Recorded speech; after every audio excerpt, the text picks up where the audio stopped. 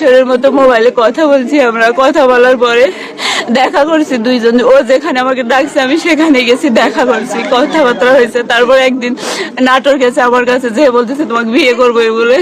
আমি চিনি না, আমাকে নাটোর ওখানে নিয়ে যে বিয়ে করছে। বিয়ে করার পরে আমাকে নিয়ে আসছে নওগাঁতে রাখা। তারপরে আর আমি কোথায় গেছে কি করছে কোনো খোঁজ খবর কিচ্ছু না। ফোনে যোগাযোগ করলে বলে তুই আর আমার সাথে যোগাযোগ করার চেষ্টা করবি না, কিছু করবি না, তোকে চিনি না জানি না, তোর প্রতি আমার কোনো আকর্ষণ নেই। তুই আমার উঠায় নিয়ে যে বিয়ে করছিস এটা সেটা অপবাদ দেয়। আমি এখানে আমার বিয়ের সব কাগজপাতি নিয়ে আসছি। আসার পরে আমার শাশুড়ি বলছে কাগজপাতি দেখাতে পারলে উঠাবো। পরে কাগজপাতি নিয়ে আসছি, আমাকে উঠায় নিয়ে জোর করে সবাই মিলে মারছে।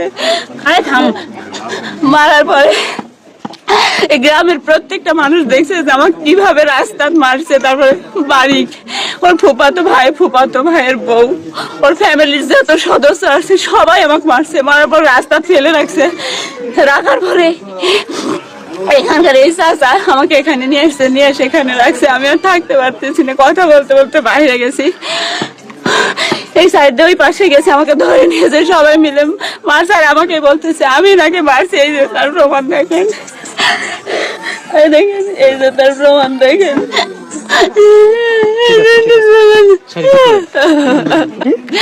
রিপন সর্দার। রিপন সর্দার, বাবার নাম কি?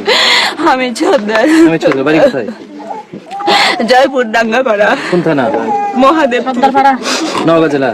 হ্যাঁ। আপনার সবাই বলতেছে যে একটু অপেক্ষা করো, সবাই মিলে তোমার ন্যায্য দাবি আমরা ইয়ে করে দিব। কিন্তু দিনের পর দিন যাচ্ছে, কেউ কোনো মীমাংসা করে না, কোনো ন্যায় সত্য কথা কেউ বলে না। আপনাদের কাছে কেউ বললো, সবাই কিন্তু দেখছে যে আমাকে এভাবে মানছে। সবাই নিজের সন্তানের সাপোর্ট নিচ্ছে। আমি একা এখানে, তো আমার আপনজন কেউ নেই। আপনি লেখাপড়া কত করছেন? অনেক সেকেন্ড ইয়ার। কোথায় পড়েন? নাটক। নাটক কোন কলেজে? সিরাজউদ্দৌলা কলেজ। আর ছেলে এখন কি করে? প্রভাষক। কোথাকার? আত্রাই থানা, বান্দাইখানা কলেজ। এখন বলেন তো ভাই। মেয়েটা গত পরশু আসছে জয়পুর সর্দারপাড়া, ওর বাসা নাকি নাটোর পুটিয়া। তো বিয়ের দাবিতে আসছে ওই রিপন ভাই নাকি বিয়ে করছে, কাগজপত্র নিয়ে আসছে, ডকুমেন্ট পুলিশ দেখছে, গ্রামবাসী দেখছে, রাইট আছে। তো এটা ওদের পক্ষ থেকে মেনে নিচ্ছে না, বিভিন্নভাবে নির্যাতন করতেছে ওরা সবাই।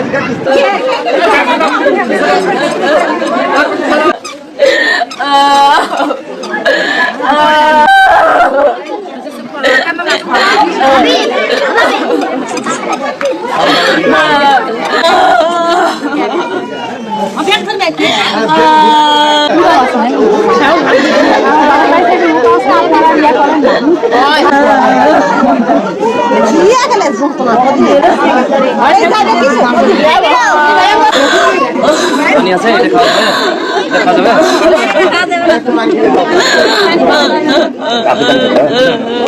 এটা মোবাইল করতে করতে ওখানে গেছে, যায় শাড়ি ধরে ওটি বাড়ির ভিতর ঢুকেছে। ঢুকে ওরা মারধর করে বার করে দিচ্ছে। তখন এই জেনে আন্টির মাও গেছে, যায় ওই নিয়ে আসে।